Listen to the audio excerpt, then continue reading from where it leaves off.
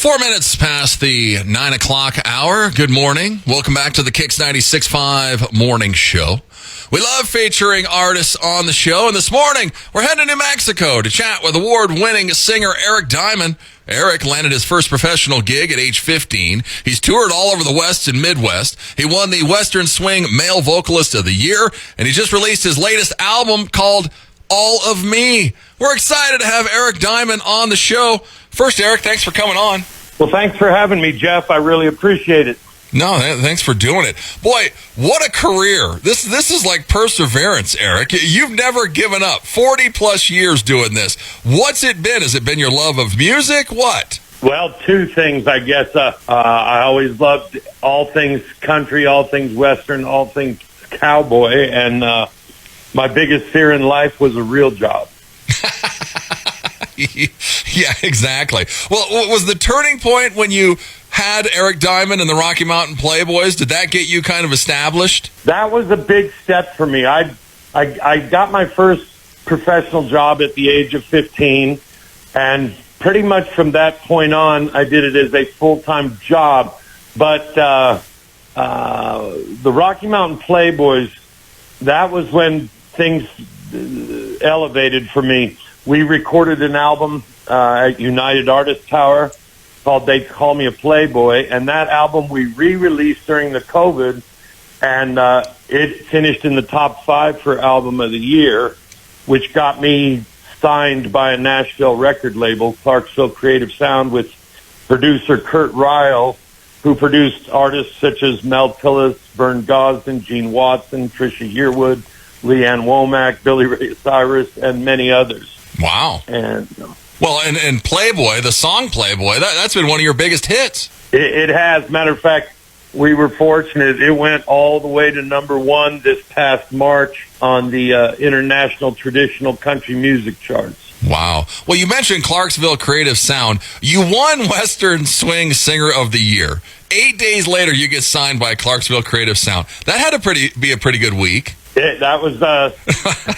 when I won the Western Swing Male Vocalist of the Year, that was the best day of my life. And then 8 days later, it just got better to be signed at my age, which was 56 at the time, and now I'm 57. But that was quite a surprise because I had been trying to accomplish that when I was in my 30s. And back then, Nashville's policy was they wouldn't sign anyone over 35. And so I had given it a 22-year run at that point. I had bought a home on music, and I was not disappointed. I came off the road because my father was having a bout with cancer, which ended up taking his life. And at that point, I thought my music career was over. But about 15 years ago, a friend of mine took me to Bob Wills' days in Texas, and almost immediately the Texans embraced me.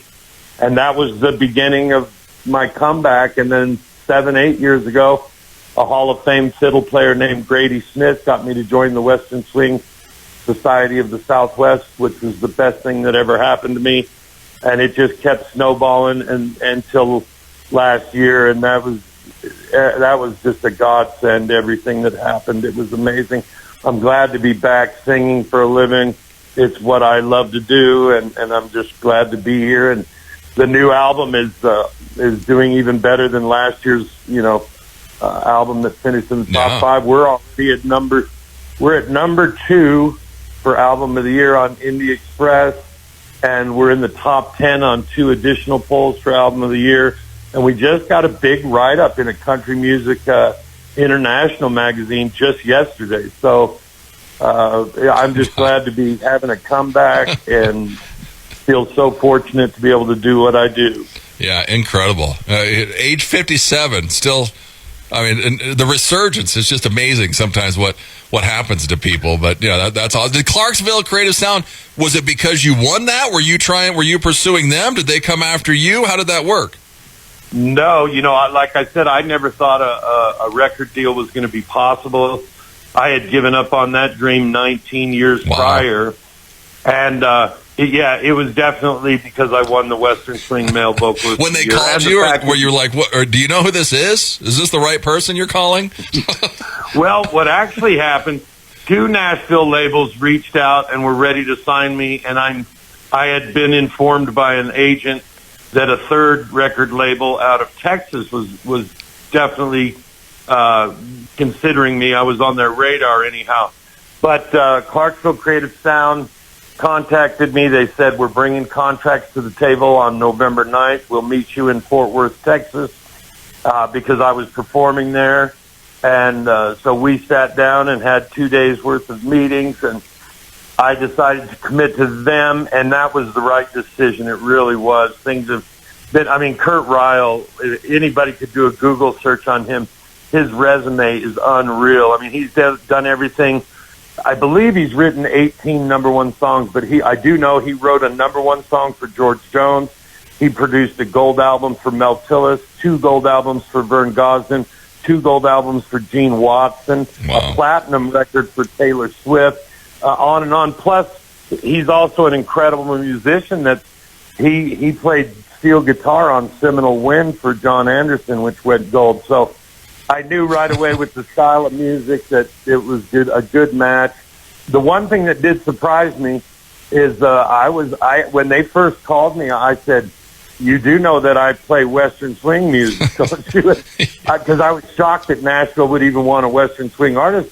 But he went on to tell me, well, we currently have some Western swing artists on our label. And so I was pleasantly surprised.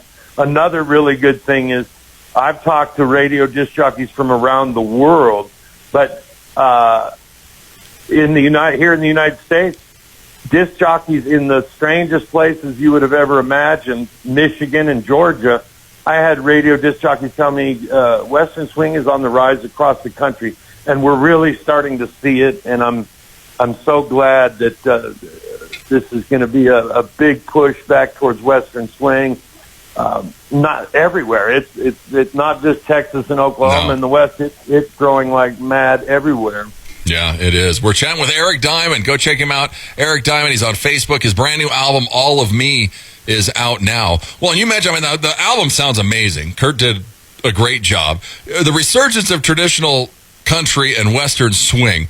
I mean, it seems like 8 out of the 10 artists that we have on the show are more traditional. It's definitely coming back. And Western swing, when you go check out Eric, all the people that comment on your stuff, it's like Western swing has their own cult. They got their own society going on. You've got like the underground brewing up with you. It's crazy. Yeah, that's a fact. It's funny you use that term because it is like a subculture. Yeah. It's giant in Texas. I mean, every week you can go to a 3-day dance festival where there'll be 1,200 to 3,000 people will be attending, and it's entirely traditional country, honky-tonk, and primarily Western swing. Another gentleman named Mike Marquardt has been putting a 3-year documentary on the history of Western swing, which has already won awards in Paris, London, and across the United States, and it's already airing at different locations, but it will be on PBS and the Cowboy Channel and the RFD TV. And I think that's going to help all of us Western swing artists. Oh, yeah, for sure. Well, I saw a video. Yeah, you're playing in like a gymnasium, and I think it was a 3-day event down in Texas with the band. Yeah, that was that. Well, I'm not sure which video, but we play 2 big coliseums every year. They have a big event in Snyder, Texas, and then they have the Western Swing Hall of Fame induction every year in Lawton, Oklahoma. And those are big coliseums where the universities play basketball. Yeah, absolutely. It's crazy. One thing on your bio that's hilarious. I mean, we're in Wyoming. You spend a lot of time in Colorado. You're the floor manager and in-house entertainer at Horny's Dance Hall and Saloon in Durango, Colorado. I was, and that was the year where like I said, I started out as a security guard. But within 2 weeks, they moved me to floor manager. And then when they found out I was a singer and a dancer, they moved me to in-house entertainer. And Yeah, it was named after a Texas Longhorn steer. That's how the name. Oh, was. wow. That's where they got the horny. Is it still around? Do you have any idea? No, it's not. Its claim to fame was that it had the biggest dance floor between Dallas and Denver. And it was that place on Saturday night, we'd have 1,800 people through the door on Friday and Saturday night. Big numbers. Wow. Beautiful stadium. But what I did when I was working there, bands like Neil McCoy, Little Texas, and several others that were finishing up their club obligation contracts, although Neil was already a star at that point. But I met a lot. The best bands in the country were traveling through that club because it was the brand new premier A room in the country. And I built a Rolodex for the 12 months that I worked there. And then that's when I started the Rocky Mountain Playboys, which took off. And we toured in an 11-state region and had 13 national agents booking us. Matter of fact, I played in Wyoming quite a bit. I played in Riverton. I played in Cheyenne. I played in Rock Springs. I played in Casper.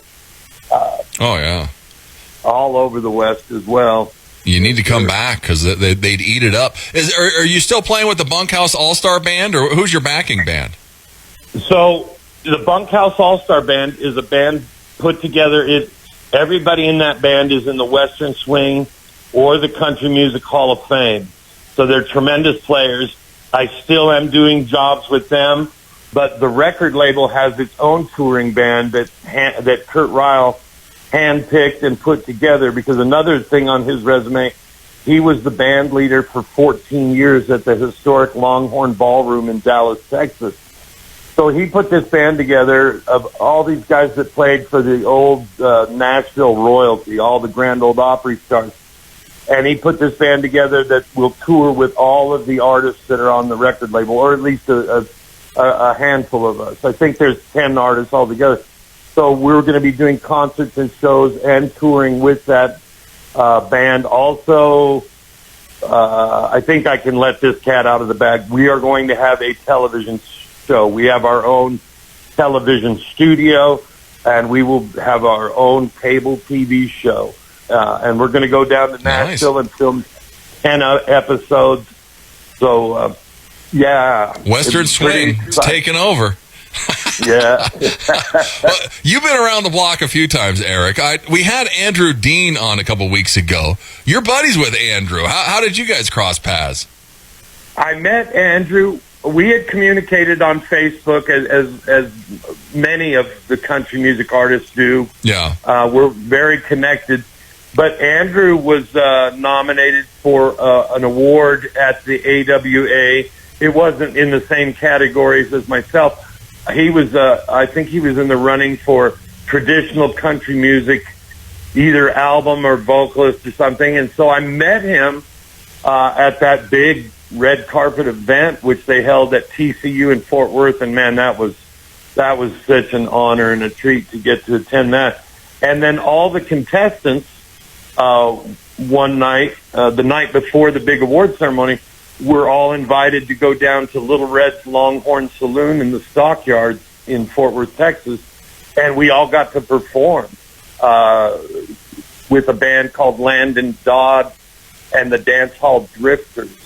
And Landon's tremendous. I mean, he plays all over the country. And I had known Landon for a number of years beforehand, so that was where I met Andrew Dean. Oh, okay. We've remained friends and keep in touch weekly, if not daily. Oh, really? Oh, wow. Yeah, that guy's always on the road, or he's always performing somewhere. Yeah. It's pretty crazy. Well, Eric Diamond, go check him out. Don't look up Eric Diamond, the Neil Diamond impersonator, because there's an Eric Diamond that's a Neil Diamond impersonator. This is the Western Swing Eric Diamond. His brand new album, All of Me, is out now. Do you have a website, Eric, or is it just a Facebook page? The record label has a website for all the artists. Okay. I never used modern technology till a year ago, February, so I'm a dinosaur in the music business. Yeah. But I've got some other time I'll tell you my Wi-Fi story that'll make you laugh. But yeah. He's old school. He's just got his Facebook page, and that's it. I guess go check out the Clarksville Creative Sound page, and you'll see stuff on Eric on there. Why New Mexico? Why are you living in New Mexico now? Well, I was born in New Mexico. Although I lived most of my life in Colorado, and during the pandemic, as I got older, where I lived in Colorado was way up in the mountains, high elevation, and we got a lot of snow. I mean, it was not unusual to have 40 inches of snow in your yard. And as I got older, and unfortunately, the Western heritage severely went away in Durango, Colorado. And I wanted, because of those two reasons, it was time to move. So I actually bought a home in Kerrville, Texas, which is in the hill country, absolutely beautiful area. And it's very close to an incredible music scene. I mean, you're an hour and a half out of Austin. Yeah. But you've got Ann Hall, Martinez Hall, and Green Hall, which are all three extremely large dance halls, historic dance halls, where this music thrives and is played every week. Matter of fact, Ann Hall's dance floor, just the dance floor alone, is 5,000 square feet. Oh, and I'm 20 miles out of Bandera, which is considered the cowboy capital of North America. And it's a little town, like only 1,200 people live there, but it's where everybody goes on the weekends, and people have getaway homes there just because to kick up their heels. It's a town of 1,200 people that has 6 live music honky-tonk venues. So that's why I purchased down there. But the COVID actually brought me back to New Mexico, and it's worked out beautiful for me. I have my home in Texas rented. It's being run by a property management company. I came back to my hometown where I was born here outside of Santa Fe, New Mexico, up in Los Alamos. And now I'm going to have to move again because I need to either be closer to Nashville or Fort Worth, because we're going to be doing concerts twice a month in Fort Worth. We're going to be shooting a television show in Nashville and doing concerts there. So I'll probably have to relocate again, but it's nice to be back in my home state for a while. Exactly. Well, All of Me, the album, did you do it in Nashville then? Yes, sir. That's where Clarksville Creative Sound is located, just outside of Nashville. And I was down there for 3 weeks in February. We recorded this new 12-song album. 3 of the songs on the album, Kurt Ryle and I wrote. That would be Oklahoma Bound, Strike That Match, and Willie Wayland, Haggard and Jones.